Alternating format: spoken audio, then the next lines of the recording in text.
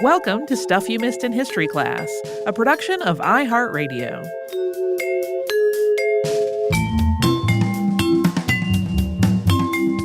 Hello and welcome to the podcast. I'm Tracy V. Wilson. And I'm Holly Fry.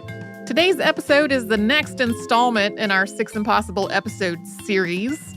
If you are new to the show, sometimes I group together 6 topics that for one reason or another can't really work as a full episode, or sometimes they just work together as a group.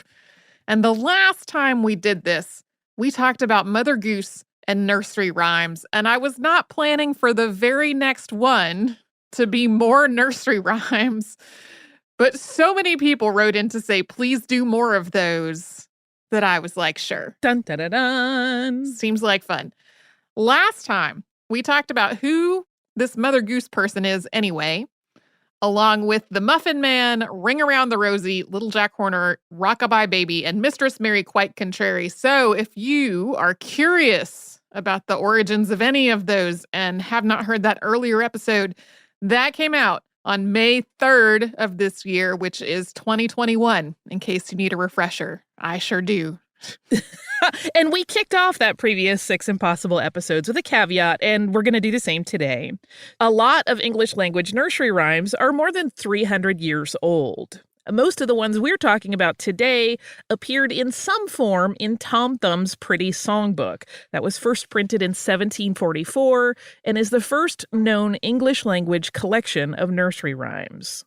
Most, but not all, nursery rhymes circulated orally for some time before being written down, and many also have precursors or influences from other languages that are at least as old as the ones that are in English, so they have been around for a long time. But it was not until the late 19th and early 20th centuries that people started really studying these poems, and that came along with a rise in academic interest in folklore. So for the most part, these purported explanations for what these poems mean were first proposed hundreds of years after the poems were composed. Catherine Elwes Thomas published The Real Personages of Mother Goose in 1930, and that became a pretty big source for a lot of these interpretations. While that book does have very extensive cross-references to different pieces of literature and historical events, all of which are very precisely footnoted, some of them do seem like kind of a stretch. Many historians and folklorists argue that these kinds of interpretations are mostly conjecture. You maybe have heard the term backronym. In an acronym, a word is formed out of an abbreviation, like radio detection and ranging becoming the word radar. But a backronym takes an existing word that was not created from an abbreviation and makes up an abbreviation to go with it. For example, there's the APGAR score, which was named for Virginia Apgar, who we've covered on the show before, but then people later turned this into a mnemonic for what the score evaluates, and that is a list of the newborn baby's appearance, pulse, grimace, activity, and respiration, which of course spell out the word APGAR. So it's possible, or maybe even likely, that at least some of these interpretations are more like backronyms than actual reflections of what the people who made up the rhymes intended for them to mean, if in fact they intended for them to mean anything. Sometimes it seems like they just meant to be silly. At the same time, though, these are fun, and they give us a chance to take a quick look at the various historical moments and people and places that these poems may or may not be related to. So first up, good old Jack and Jill, who went up the hill to fetch a pail of water. Jack fell down and broke his crown, and Jill came tumbling after.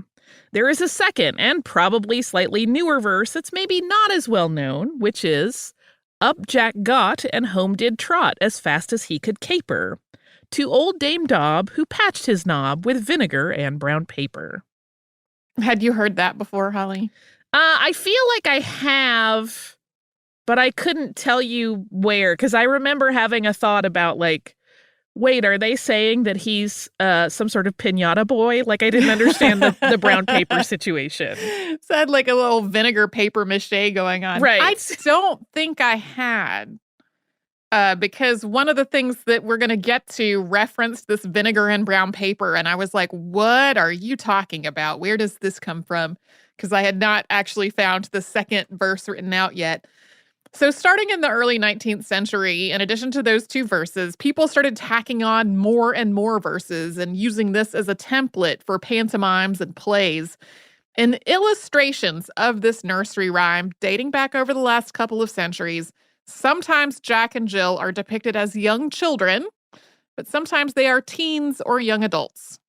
The earliest known version of this poem was printed in Mother Goose's Melody in 1765, and there are several interpretations or explanations of where it came from. First, Kilmersdon in North Somerset, England, is home to a Jack and Jill hill. The path up the hill has a set of stone markers that contain lines from the poem. Kilmersdon School is at the top of the hill, and there's a plaque on the side of it that was placed in the year 2000, bearing the full poem along with the inscription, quote, "It is said that centuries ago, Jack and Jill daily went up the hill for water. One fateful day, Jack was hit by a boulder from nearby Badstone Quarry. He tumbled down and suffered a wound that not even vinegar and brown paper could mend. Jill also died young, but not before she had given birth to the couple's son, whom villagers raised and called Jill's son. The surname Gilson still features widely in this area." And that's when I was like, what is this vinegar and brown paper thing written on the side of the school? Some sources pinpoint this story as having been something that happened sometime in the 15th century. And there are also variations in which Jack and Jill in this story were a married couple, and then other ones where they were going up the hill because they were not married and their relationship was a secret, and their fetching water was just a pretense so they could have some time alone together. There are also speculations that this is a reference to King Louis XVI and Marie Antoinette being beheaded during the French Revolution. The problem there is that the king and queen were beheaded in 1793. That's almost 30 years after this poem appeared in print for the first time. Another speculation, there is a unit of measure that I sure do not use very often, which is called the gill, also spelled the Jill. This unit of measure has been around since sometime in the 1300s, and it was initially used to measure servings of things like whiskey and wine. It still exists, it's still typically used for liquids, and its exact volume has varied over the years. Currently, in the United States, it's equivalent to half a cup, while in the UK, it is 5 British fluid ounces, or a fourth of a pint. Back in the reign of King Charles I, which started in 1625, a Jill was half a jack, and a jack was also known as a jackpot. King Charles wanted to increase tax revenue, and one way to do this was to make liquid measures smaller. People probably wouldn't drink less if they were served a smaller portion. They would just buy more of those smaller measures and then have to pay a tax on each one. So King Charles reduced the size of the jack. In other words, Jack fell down. And since a Jill was half a jack, Jill came tumbling after. Another idea is that this is an English language reference to the Norse myth of Juki and Bill, who are siblings who follow the moon, or perhaps were stolen away by the moon. They carry a pail of water on a pole in between them. Sometimes this is interpreted as the dark spots on the moon that we see when we look at it from the Earth, representing Juki and Bill. The names Juki and Bill aren't really all that far off from Jack and Jill. Like Juki and Jack are a little different, but if you turn Bill into the same first letter, it's basically the same. So there's some speculation that these are two versions of the same story. William Stewart Baring Gould was probably the first person to make this connection in Curious Myths of the Middle Ages, which came out in 1866. On a completely different note, Catherine Elwes Thomas argues that this poem is, quote, a fling at Cardinal Wolsey and his coadjutor Bishop Tarbes. They were going up the hill to arrange a marriage between Mary Tudor and the French monarch. The pail of water in this interpretation is holy water. Among Thomas's citations for this interpretation is a poem from Harleian Miscellany published in 1661, which uses the names Jack and Jill in reference to Wolsey's opposition to Henry VIII's marriage to Anne Boleyn. At the same time, though, the names Jack and Jill have really gone together as a pair in English for centuries, with the first use in writing dating back more than 100 years. before that 1661 publication. We're going to take a quick sponsor break, and then we will get to another poem that may or may not have something to do with Cardinal Wolsey.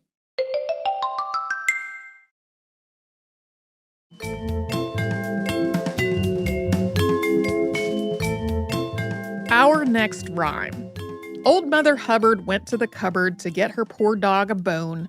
When she got there, the cupboard was bare, and so the poor dog had none. I think most folks are probably familiar with that bit of the poem, but there is a whole lot more of it than just that first bit. And curiously, the rest of the stanzas have fewer lines and a slightly different cadence from that first bit. The next stanza is, she went to the baker's to buy him some bread, and when she came back, the poor dog was dead. Okay, that's troubling, but don't be alarmed. It's okay. Mother Hubbard goes to the undertaker's to buy the dog a coffin, but when she comes back, he's a-laughing. It works out. The dog was fine. Ha! This poem becomes increasingly fanciful, with Old Mother Hubbard bringing the dog some linen, hose, a hat, some fruit, a coat, a wig, some tripe, some fish, and some wine, and the dog, bless his heart, wearing clothes, playing the flute, feeding the cat, riding the goat, dancing a jig, smoking a pipe, washing a dish, and standing on his head. It's a lot. It's really kind of fun. It goes back and forth that way through many stanzas. It starts out with me feeling like she's not the best pet caretaker, but then by the end I'm like, oh, they're both bananas. It's okay. They both have a lot going on here. So in terms of nursery rhyme authorship, this one's a little unusual, especially in terms of what we have talked about in this couple of episodes. We're actually pretty sure who wrote this and when. And it has that in common with Mary Had a Little Lamb, which Sarah Josepha Hale published in 1830. We have talked about that on the podcast before. Old Mother Hubbard first appears as The Comic Adventures of Old Mother Hubbard and Her Dog by Sarah Catherine Martin, published on June 1st, 1805. As the story goes, Martin was in her 30s and she was visiting her sister, and her future brother-in-law became really annoyed because she kept trying to talk to him while he was trying to do something else. So he told her in a really insulting way to go write a poem or something. So she did, and that poem became what's known as Old Mother Hubbard. Even though the 1805 version is the first printed version of the full poem we know today, it may have had some earlier inspirations. Mother Hubbard was already something of a stock character long before this, dating back at least to Edmund Spenser's 1590 satire Prosopopoeia, or Mother Hubbard's Tale. Although this piece features the name Mother Hubbard, there is no dog and there's no bone in a cupboard. There are also some parallels to a poem that was published in Gammer Gurton's Garland in 1784. This one references an old woman who, quote, lived upon nothing but victuals and drink. And the woman in this poem goes off to the baker to buy some bread, and she comes home to find her husband dead, not her dog. But then after she goes to the clerk to toll the bell for him, she comes back home again to find her husband well. That's not the only indication that there may have been earlier versions of at least the first few stanzas of Old Mother Hubbard. Coffin doesn't rhyme with laughing, but it does rhyme with laughing, which was used to mean laughing in the works of such writers as William Shakespeare. So it is possible that the first three stanzas or so already existed in some form, and that Martin built on them at the start of the 19th century. And as we said back before the break, there's some suggestion that this circles back around to Cardinal Thomas Wolsey. The interpretation here is that all those things that Mother Hubbard brings to her dog and all of her dog's responses recreate the back and forth between Wolsey and the Pope when Wolsey was trying and failing to negotiate a divorce for Henry VIII and Catherine of Aragon. In The Real Personages of Mother Goose, Catherine Elwes Thomas cites the tragedy of Cardinal Wolsey that was first printed in The Mirror for Magistrates in 1587.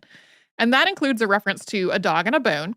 And then there are also some other 16th century satires that call the cardinal by the name Jack. Today, there is a cottage in Devon known as Old Mother Hubbard's Cottage, purportedly where Martin lived when she wrote the poem. Part of the lore surrounding that cottage is that she was working as a housekeeper at nearby Kitley House. But Martin was also reportedly the daughter of a member of Parliament and the one-time love interest of King William IV while he was a prince. So there is some question about whether she would have gotten a job as a housekeeper. Yeah. So we will move on from there to Baa Black Sheep, have you any wool? Yes, sir, 3 bags full. 1 for the master and 1 for the dame and 1 for the little boy who lives down the lane. That's probably the version of that most people are most familiar with. Sometimes people sing it to the same basic tune as Twinkle, Twinkle, Little Star or the alphabet song. This poem has stayed pretty much the same for almost 300 years since its first appearance in Tom Thumb's Pretty Songbook in 1744, except that version ends with, but none for the little boy who cries in the lane, so it's a little bit sadder. Most of the purported historical meanings for this poem have to do with taxes. One is the so-called Great Custom, which was a tax on wool that Parliament granted to Edward I of England in 1275. So in this poem, the sheep is saying there's wool for the master, that being the king, and the dame, that being the landlord, and none for the poor child. Catherine Elwes Thomas puts forth the same basic idea, but connects it to a different era, that being the reign of Edward VI and the Norfolk Rising of 1549, which was also known as Kett's Rebellion. This rebellion was connected to landowners enclosing common land, which meant that tenants no longer had space for grazing their animals, including their sheep. And the same basic idea is the same, that the master and the dame were the king and the nobility, and that the little boy represented the common people. Since about the 1980s, various people have raised questions about whether this poem has a racial component or a connection to the transatlantic slave trade, since the sheep is described as black. The term black sheep has been used as an idiom meaning outcast or a disreputable person since at least 1640. The idea of black sheep as somehow different from other sheep also appeared in English translations of the Christian Bible at least a century before that. All the black lambs in a flock are gathered up as part of someone's wages in the book of Genesis. The Oxford English Dictionary suggests that this may be the idiom's origin, although the color is not always translated as black in these verses, and the animals are not always translated as being sheep. But the word black has been used to describe both people of African descent and things that are thought of as evil or wicked for more than 1,000 years. Both of those meanings go all the way back to early Old English. So while this poem probably was not originally meant as a reference to the transatlantic slave trade, and the word black in there might have just been for the sake of it being alliterative with the ba part, at this point, those connotations are pretty deeply entrenched in the English language.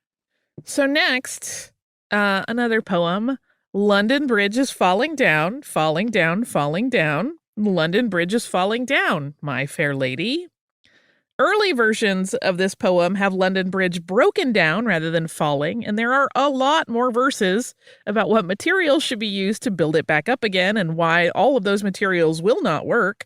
Like, quote, build it up with wood and clay, wood and clay, wood and clay. Wood and clay will wash away, my fair lady. From there, it's bricks and mortar, which will not stay, and then iron and steel, which will bend and bow, and silver and gold, which will be stolen away. This takes an even more nonsensical turn, because rather than finding a more suitable bridge material than silver and gold, the proposed solution is to set a man to watch all night to make sure nobody steals it. But since there's a chance that the man might fall asleep, it's suggested that he be given a pipe to smoke. Sure. It's sort of like there's a hole in my bucket, dear Liza, but about structural engineering. Right. And smoking, keeping people awake. This is another poem that was in Tom Thumb's Pretty Songbook, and earlier versions have slightly different second and fourth lines of each stanza, as in, London Bridge is broken down, dance over my Lady Lee. London Bridge is broken down with a gay lady. It's possible that the Lady Lee is meant to be the River Lee, which is a tributary of the Thames. But there are also pieces of this poem that date back even earlier than Tom Thumb's Pretty Songbook. In the London Chanticleers, which was first printed in 1659, there's some dialogue about dancing the building of the London Bridge. And there are references to other London Bridge dances that date back to the early 18th century, although the dances themselves don't survive. There's also a 1725 satire called Namby-Pamby, and in that there are the words, "Namby-Pamby is no clown, London Bridge is broken down. Now he courts the gay lady dancing o'er the Lady Lee." There is a lot of speculation that this rhyme references a real destruction of London Bridge, or if not London Bridge, some other bridge in or near London. But it's usually not identified as the damage that came from the Great Fire of London in 1666, or the burning of London Bridge in 1135 that led to the bridge being rebuilt with stone. Instead, it's usually proposed to be an attack by King Olaf II of Norway in 1014, something that is referenced in Norse accounts, but not in early English ones. We're going to take a quick sponsor break, and when we come back, we're going to talk about two more rhymes, both of which are just a little bit more violent. One maybe a lot more violent.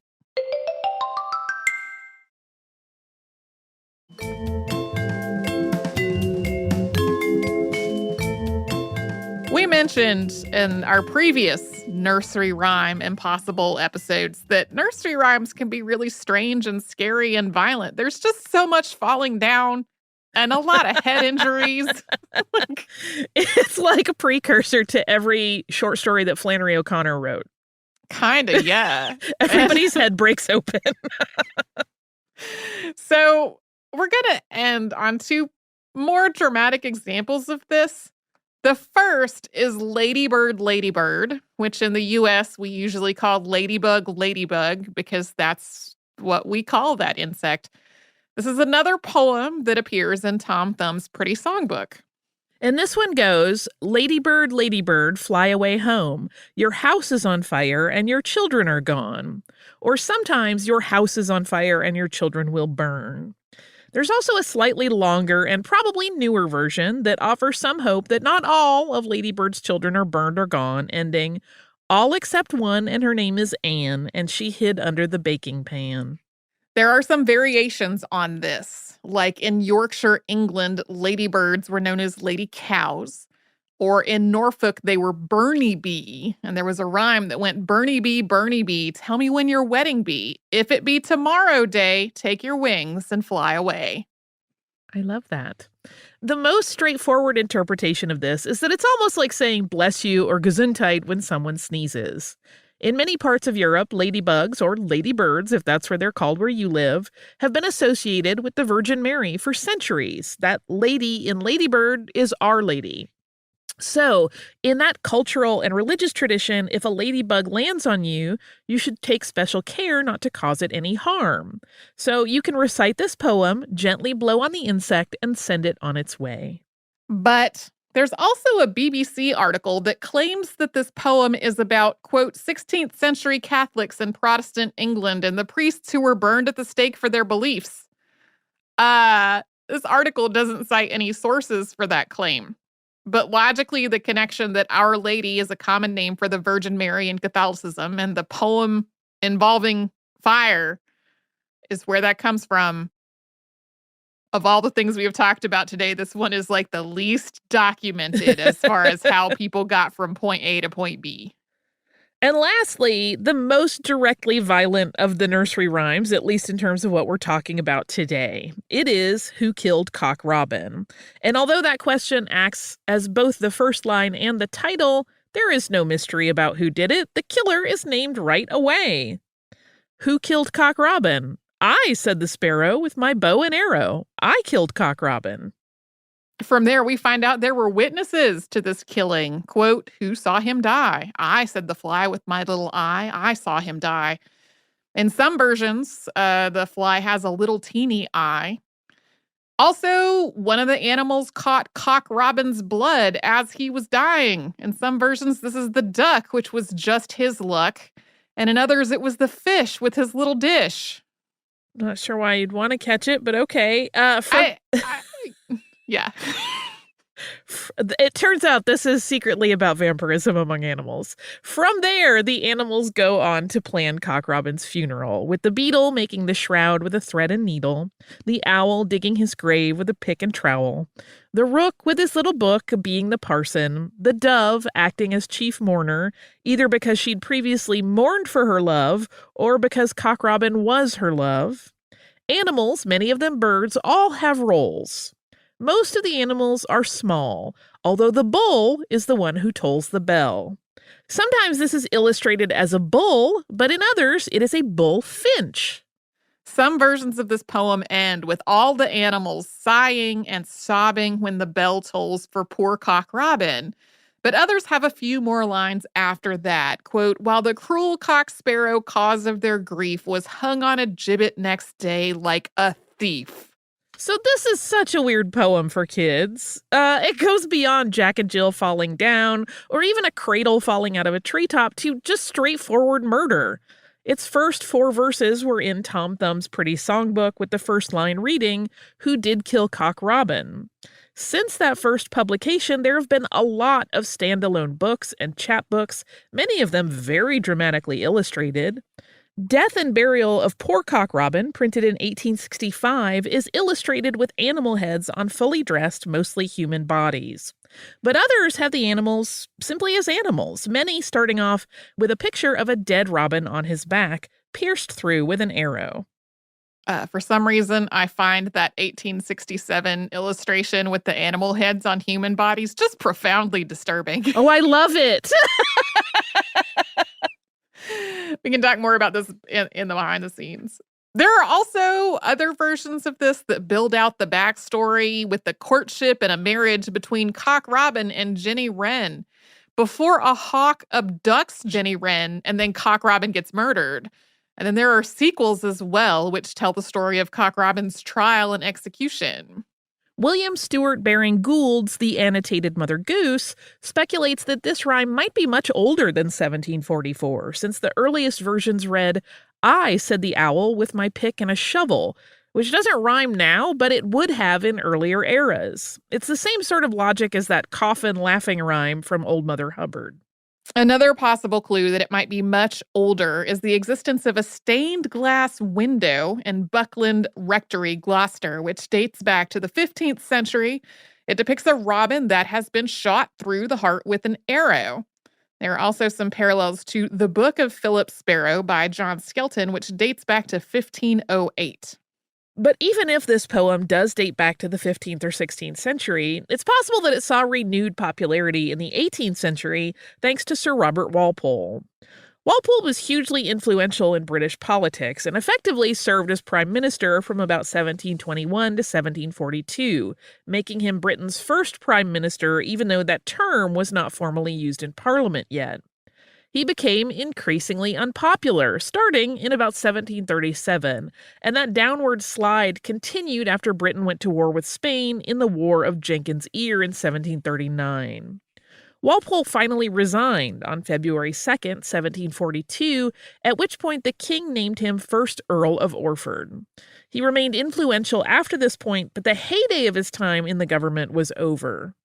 That period of more than 20 years became known as the Robinocracy, and it ended just a couple of years before Cock Robin first appeared in Tom Thumb's Pretty Songbook. William Stewart Baring Gould is one of the people who suggests that maybe Cock Robin is supposed to represent Walpole, and this poem is about his political downfall. Peter and Iona Opie make the same suggestion in the Oxford Dictionary of Nursery Rhymes. There is also a totally different interpretation, and that's that this is a retelling of the death of the Norse god Balder, son of Odin, who was killed when Loki convinced Hod to throw some mistletoe being the only thing that could hurt Balder. Hod was blind, so he didn't know what he was throwing the mistletoe at, or in some versions, what he was shooting with an arrow tipped in mistletoe. Who Killed Cock Robin is described as having some similarities to earlier verses recounting this tale, but the ones that Tracy found all came along later. Yeah, I went on a search trying to figure out what maybe 18th century version of this poem was there, and I kept finding 19th century versions, and I was like, this doesn't help.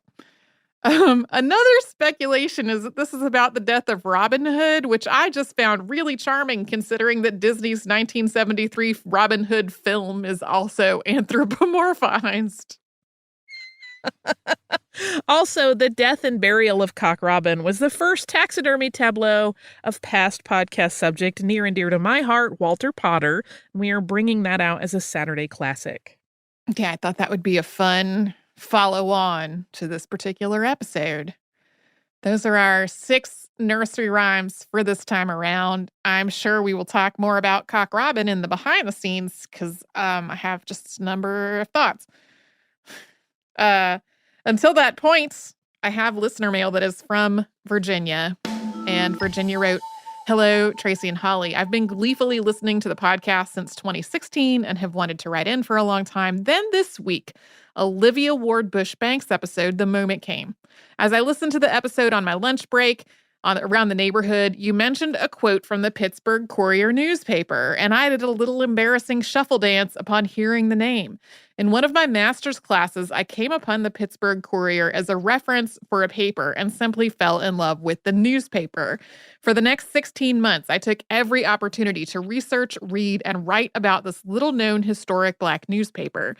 Being from Pittsburgh, I'm always on the lookout to learn more about my hometown and how this newspaper has played several low-key but still important parts in several important events during the Double V campaign, the Civil Rights Movement, the integration of professional sports, and helping the middle-class African-American community develop and display their identity.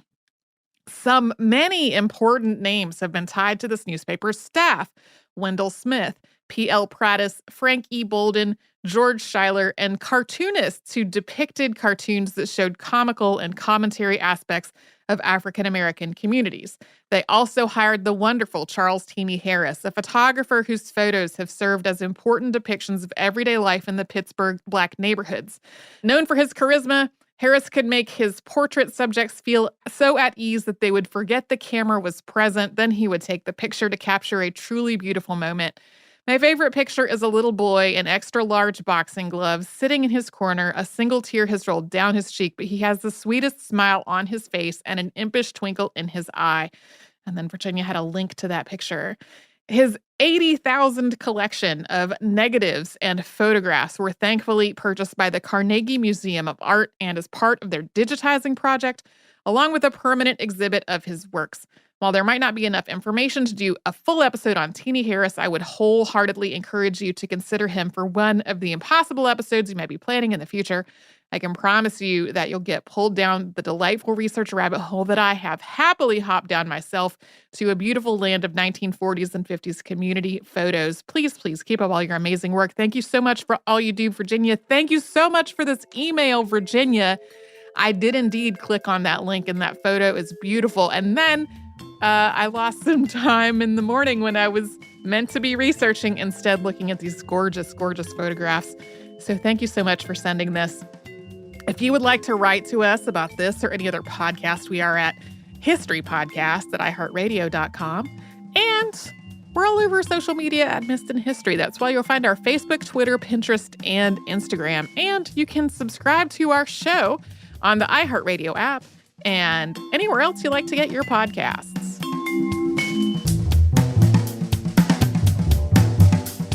Stuff You Missed in History Class is a production of iHeartRadio. For more podcasts from iHeartRadio, visit the iHeartRadio app, Apple Podcasts, or wherever you listen to your favorite shows.